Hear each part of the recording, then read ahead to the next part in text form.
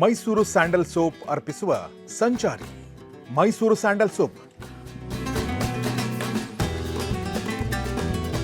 ಭಾರತದ ಹೆಮ್ಮೆ, ವಿಶ್ವದ ಆಯ್ಕೆ. ಈ ಕಾರ್ಯಕ್ರಮದ ಪ್ರಾಯೋಜಕರು ಗುಹಾಂತರ ರೆಸಾರ್ಟ್ಸ್.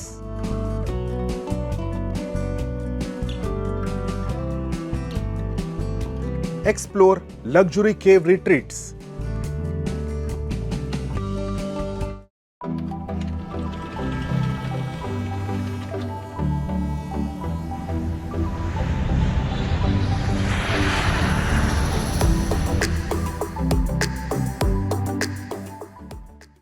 ಸ್ನೇಹಿತರೆ ನಮಸ್ಕಾರ.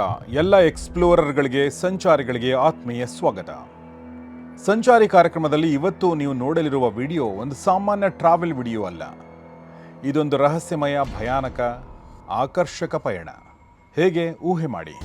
ಸಾಮಾನ್ಯವಾಗಿ ನೀವು ನೋಡುವ ಬೀಚ್ಗಳು, ಪರ್ವತಗಳು, ದೇವಸ್ಥಾನಗಳು ಇದೆಲ್ಲವನ್ನೂ ಬಿಟ್ಟು ಇತಿಹಾಸದ ಗಾಯದ ಗುರುತುಗಳ ಭಯಾನಕ ದುರಂತಗಳ ಟೂರ್ ಕೂಡ ಮಾಡುವುದು ಸಾಧ್ಯವ. ಉದಾಹರಣೆಗೆ ಇದನ್ನು ಗಮನಿಸಿ. ಗುಂಡೇಟುಗಳ ಗುರುತಿರುವ ಇತಿಹಾಸದ ನೋವಿನ ಕಥೆಯನ್ನು ಹೇಳುವ ಗೋಡೆಯ ಮುಂದೆ ನೀವು ನಿಂತಿದ್ದೀರಾ? ಅಥವಾ ರೇಡಿಯೇಷನ್ ಅಂದರೆ ಅಣು ವಿಕಿರಣದಿಂದ ಖಾಲಿಯಾದ ಸ್ಮಶಾನ ಮೌನವಿರುವ ಪಟ್ಟಣದಲ್ಲಿ ತಿರುಗಾಡಿದ್ದೀರಾ? ಅಥವಾ ಜರ್ಮನಿಯ ಕಾನ್ಸಂಟ್ರೇಷನ್ ಕ್ಯಾಂಪ್ ಅಂದರೆ ಹಿಂಸೆ ನೀಡುವ ಶಿಬಿರದ ಸಂಕಟದ ಗಾಳಿಯನ್ನು ಉಸಿರಾಡಿದ್ದೀರಾ? ಹೌದು, ಇದುವೇ ಡಾರ್ಕ್ ಟೂರಿಸಂ ಅಂದರೆ ದುರಂತ ಸ್ಥಳಗಳ ಪ್ರವಾಸ.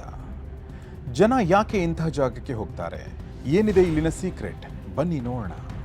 ಮೊದಲನೇ ಪ್ರಶ್ನೆ, ಡಾರ್ಕ್ ಟೂರಿಸಂ ಅಂದರೆ ಅದು ರೋಮಾಂಚನಕಾರಿ ಸ್ಥಳ ಅಲ್ಲ, ಬದಲಿಗೆ ನಿಮ್ಮ ಹೃದಯವನ್ನು ಸ್ಪರ್ಶಿಸುವ, ಜನರ ಸಾವು, ದುರಂತ, ಭಯಾನಕ ಘಟನೆಗಳಿಗೆ ಸಾಕ್ಷಿಯಾದ ಸ್ಥಳಗಳಿಗೆ ಹೋಗುವುದು. ಆದರೆ ಯಾಕೆ? ಇದು ಕೇವಲ ಥ್ರಿಲ್ಗಾಗಿ ಅಲ್ಲ, ಬದಲಾಗಿ ಇತಿಹಾಸದ ಕರಾಳ ಪುಟಗಳನ್ನು ತಿಳಿಯೋಕೆ, ಆ ಕಹಿ ಘಟನೆಯಿಂದ ಬದುಕುಳಿದವರಿಗೆ ಗೌರವ ಸೂಚಿಸೋಕೆ, ಮಾನವನ ತಪ್ಪುಗಳನ್ನು ಗಮನಿಸೋಕೆ, ಮಾನವೀಯತೆ ನಾಶವಾಗಿದ್ದರ ಬಗ್ಗೆ ತಿಳಿಯೋಕೆ. ಇಂಥ ಸ್ಥಳಗಳಲ್ಲಿ ಮೊದಲನೇ ಸ್ಥಳ ಅಂದರೆ ಅದು ಚೆರ್ನೋಬಿಲ್. ಪ್ರಸ್ತುತ ರಷ್ಯಾದೊಂದಿಗೆ ಯುದ್ಧದಲ್ಲಿರುವ ಉಕ್ರೇನ್ ದೇಶದ ಉತ್ತರ ಭಾಗದಲ್ಲಿರುವ ಒಂದು ಪಾಳು ಬಿದ್ದ ನಗರ ಚೆರ್ನೋಬಿಲ್. ಇದು 1986ರಲ್ಲಿ ನಡೆದ ಭಯಾನಕ ಅಣು ವಿಕಿರಣ ಸೋರಿಕೆಯ ದುರ್ಘಟನೆಗೆ ಬಲಿಯಾಗಿತ್ತು. ಈ ದುರ್ಘಟನೆ ಮಾನವನ ಇತಿಹಾಸದಲ್ಲಿಯೇ ಅತ್ಯಂತ ಭೀಕರವಾದ ಪರಮಾಣು ಅಪಘಾತ ಎಂದು ಪರಿಗಣಿಸಲ್ಪಟ್ಟಿದೆ. ಇದರ ಪರಿಣಾಮವಾಗಿ ಸಾವಿರಾರು ಜನ ಪ್ರಾಣ ಕಳೆದುಕೊಂಡರು ಮತ್ತು ಸುತ್ತಮುತ್ತಲಿನ ಪ್ರದೇಶ ವಿಕಿರಣದಿಂದ ಸಂಪೂರ್ಣವಾಗಿ ಮಲಿನಗೊಂಡಿತು. ಯಾರೂ ಇರದ ಈ ಮನೆಗಳು, ಶಾಲೆಗಳು ಮತ್ತು ಪ್ರೀಪ್ಯಾಟ್ ನಗರದ ಗಾಢವಾದ ಮೌನಕ್ಕೆ ಇಲ್ಲಿ ಪ್ರವಾಸಿಗರು ಮೌನ ಸಾಕ್ಷಿಯಾಗುತ್ತಾರೆ. ಇದೊಂದು ಭಯಾನಕ ಆದರೆ ಆಕರ್ಷಕ ಅನುಭವ ನೀಡುವ ಸ್ಥಳ. ಇಲ್ಲಿ ಇತಿಹಾಸದ ಡಾರ್ಕ್ ಟ್ರುತ್ ಮತ್ತು ಮಾನವನ ತಪ್ಪಿನ ಪಾಠಗಳನ್ನು ನೇರವಾಗಿ ಅನುಭವಿಸಲು, ಮುಖಾಮುಖಿಯಾಗಲು ಸಾಧ್ಯ. ಈ ಸ್ಥಳದಲ್ಲಿ ವಿಕಿರಣದ ಮಟ್ಟ ಇನ್ನೂ ಅಪಾಯಕಾರಿಯಾಗಿರುವುದರಿಂದ ಪ್ರವಾಸಿಗರು ನಿಗದಿತ ಮಾರ್ಗದಲ್ಲಿಯೇ ಇಲ್ಲಿ ಸಂಚರಿಸಬೇಕು. ಈ ಸ್ಥಳ ಭಯ ಮತ್ತು ಕುತೂಹಲದ ಮಿಶ್ರಣದೊಂದಿಗೆ ಪ್ರಪಂಚದ ಅತ್ಯಂತ ರಹಸ್ಯಮಯ ತಾಣಗಳಲ್ಲಿ ಒಂದಾಗಿದೆ. ಹೀಗಾಗಿ ಚೆರ್ನೋಬಿಲ್ ಇಂದು ಡಾರ್ಕ್ ಟೂರಿಸಂನ ಪ್ರಮುಖ ತಾಣವಾಗಿ ಮಾರ್ಪಟ್ಟಿದೆ. ಇನ್ನು ಬೆಂಗಳೂರಿನಿಂದ ಹೋಗೋದು ಹೇಗೆ? ಬೆಂಗಳೂರಿನಿಂದ ದೆಹಲಿ ಅಥವಾ ದುಬೈ ಮೂಲಕ ವಿಮಾನದಲ್ಲಿ ಉಕ್ರೇನ್ನ ರಾಜಧಾನಿ ಕ್ವೀವ್ಗೆ ತಲುಪಬೇಕು. ನಂತರ ಕ್ವೀವ್ನಿಂದ ಚೆರ್ನೋಬಿಲ್ಗೆ 2 ಗಂಟೆಯ ಬಸ್ ಪ್ರಯಾಣ ಮಾಡಬೇಕಾಗುತ್ತೆ. ಸುಮಾರು 12ರಿಂದ 15 ಗಂಟೆಗಳ ಜರ್ನಿ. 40ರಿಂದ 50 ಸಾವಿರ ರೂಪಾಯಿವರೆಗೆ ರೌಂಡ್ ಟ್ರಿಪ್ಗೆ ಖರ್ಚಾಗುತ್ತೆ. ನೀವು ಹೋಗಲು ಬಯಸಿದರೆ ಏಪ್ರಿಲಿಂದ ಅಕ್ಟೋಬರ್ ಅತ್ಯಂತ ಸೂಕ್ತ ಸಮಯ, ಯಾಕೆಂದರೆ ಈ ಸಮಯದಲ್ಲಿ ಚಳಿ ಕಡಿಮೆ ಇರುತ್ತೆ. ಎರಡನೇ ಡಾರ್ಕ್ ಟೂರಿಸಂನ ತಾಣ ಆಶ್ವಿಟ್ಜ್ ಬಿರ್ಕೆನೌ, ಪೋಲೆಂಡ್ ದೇಶದ ದಕ್ಷಿಣ ಭಾಗದಲ್ಲಿರುವ ಒಂದು ನಾಜಿ ಹಿಂಸಾತ್ಮಕ ಶಿಬಿರ ಮತ್ತು ಡೆತ್ ಕ್ಯಾಂಪ್. ಇದು 2ನೇ ಮಹಾಯುದ್ಧದ ಸಮಯದಲ್ಲಿ ಅಂದರೆ 1940-45ರ ಮಧ್ಯದ ಅವಧಿಯಲ್ಲಿ ನಾಜಿಗಳು 11 ಲಕ್ಷಕ್ಕೂ ಹೆಚ್ಚು ಜನರನ್ನು ಕೊಂದ ದುರಂತ ಸ್ಥಳ. ಮೃತಪಟ್ಟವರಲ್ಲಿ ಬಹುತೇಕರು ಯಹೂದಿಗಳು ಅಂದರೆ ಜ್ಯೂಸ್. ಈಗ ಇದು ಒಂದು ಸ್ಮಾರಕವಾಗಿ ಮತ್ತು ವಸ್ತು ಸಂಗ್ರಹಾಲಯವಾಗಿ ಕಾರ್ಯನಿರ್ವಹಿಸ್ತಾ ಇದೆ. ಪ್ರಪಂಚದ ಅತ್ಯಂತ ಪ್ರಸಿದ್ಧ ಡಾರ್ಕ್ ಟೂರಿಸಂ ತಾಣಗಳಲ್ಲಿ ಇದು ಒಂದಾಗಿದೆ. ಪ್ರತಿ ವರ್ಷ 20 ಲಕ್ಷಕ್ಕೂ ಹೆಚ್ಚು ಪ್ರವಾಸಿಗರು ಇಲ್ಲಿ ಭೇಟಿ ನೀಡುತ್ತಾರೆ. ಇತಿಹಾಸವನ್ನು ಅರ್ಥ ಮಾಡಿಕೊಳ್ಳಲು ಕೆಲವರು ಇಲ್ಲಿಗೆ ಬಂದರೆ, ಇನ್ನು ಕೆಲವರು ಕೇವಲ ಕುತೂಹಲದಿಂದ ಬರುತ್ತಾರೆ. ಆದರೆ ಪ್ರವಾಸಿಗರು ಅಂದಿನ ಕಾಲದ ಮನುಷ್ಯನ ಅತಿರೇಕಗಳನ್ನು ಇಲ್ಲಿ ಕಾಣಬಹುದು.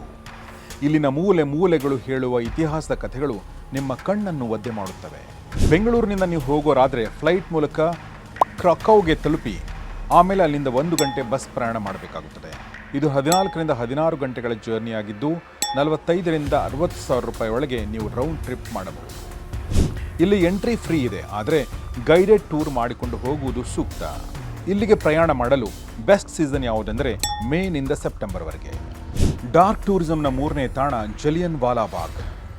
ಜಲಿಯನ್ ವಾಲಾ ಬಾಗ್ ನಮ್ಮದೇ ದೇಶದ ಪಂಜಾಬ್ ರಾಜ್ಯದ ಅಮೃತ್ಸರ ನಗರದಲ್ಲಿರುವ ಒಂದು ಐತಿಹಾಸಿಕ ದುರಂತದ ಸ್ಥಳ. ಇದು 1919ರಲ್ಲಿ ನಡೆದ ಭೀಕರ ಹತ್ಯಾಕಾಂಡಕ್ಕೆ ಸಾಕ್ಷಿಯಾಗಿದೆ.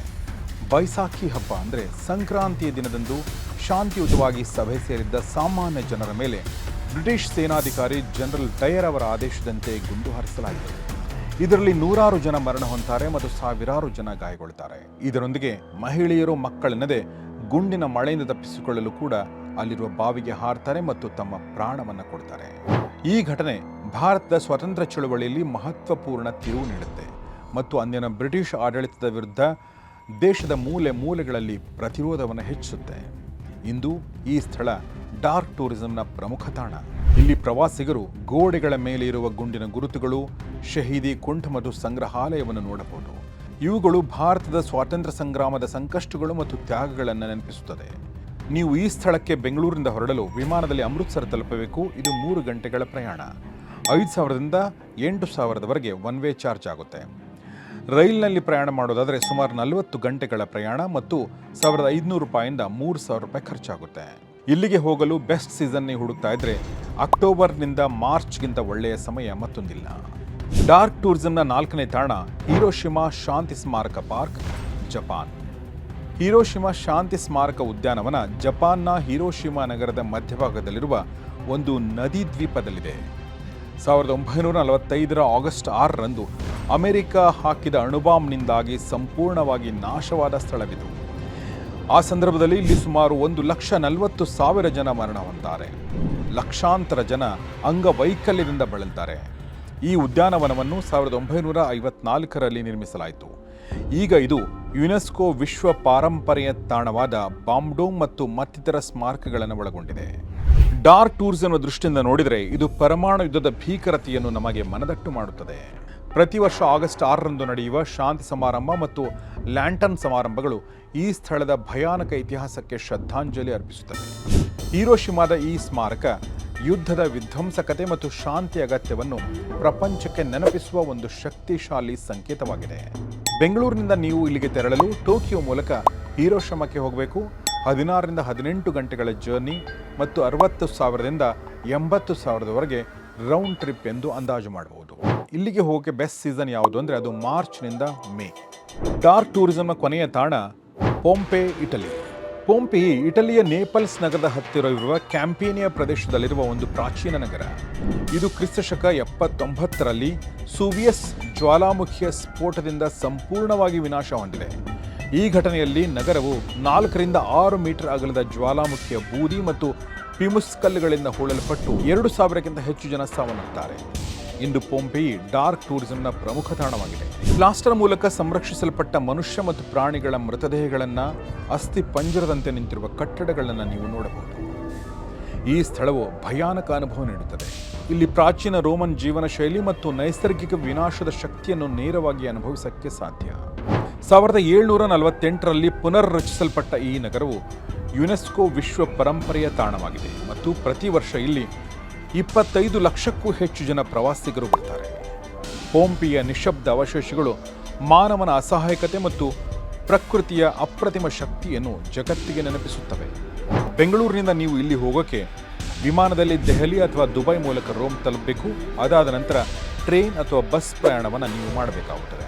ಪ್ರಯಾಣಕ್ಕೆ 14ರಿಂದ 16 ಗಂಟೆಗಳನ್ನು ನೀವು ನೀಡಬೇಕಾಗುತ್ತದೆ. ರೌಂಡ್ ಟ್ರಿಪ್ನ ಖರ್ಚು ಅಂದಾಜು 50,000ದಿಂದ 70,000. ಇನ್ನು ಪೊಂಪೆಗೆ ಹೋಗಲು ಬೆಸ್ಟ್ ಸೀಸನ್ ಯಾವುದಂದ್ರೆ ಏಪ್ರಿಲ್ನಿಂದ ಜೂನ್ವರೆಗೆ. ಸ್ನೇಹಿತರೆ, ಇದು ಡಾರ್ಕ್ ಟೂರಿಸಂನ 5 ರಹಸ್ಯಮಯ ತಾಣಗಳ ಪ್ರಯಾಣ. ಚೆರ್ನೋಬಿಲ್, ಆಶ್ವಿಜ್, ಜಲಿಯನ್ ವಾಲಾಬಾಗ್, ಹಿರೋಶಿಮಾ, ಪೊಂಪೆಯಿ. ನಿಮ್ಮ ಲಿಸ್ಟ್ನಲ್ಲಿ ಯಾವುದಿದೆ? ಕಮೆಂಟ್ ಮೂಲಕ ತಿಳಿಸಿ. ಈ ತಾಣಗಳಿಗೆ ಹೋದಾಗ ಅಲ್ಲಿ ಮೃತಪಟ್ಟ ಜನರಿಗೆ ಗೌರವ ತೋರಿಸುವುದನ್ನು ಮರಿಬೇಡಿ. ನೋಡ್ತಾ ಇರಿ ಸಂಚಾರಿ, ಮಾಡ್ತಾ ಇರಿ ಸಂಚಾರ. ನಮಸ್ಕಾರ.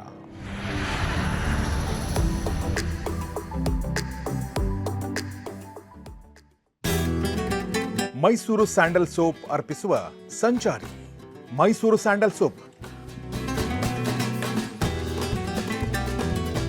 ಭಾರತದ ಹೆಮ್ಮೆ, ವಿಶ್ವದ ಆಯ್ಕೆ.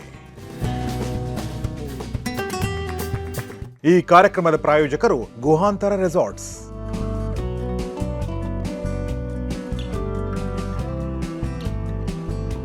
Explore luxury cave ರಿಟ್ರೀಟ್ಸ್.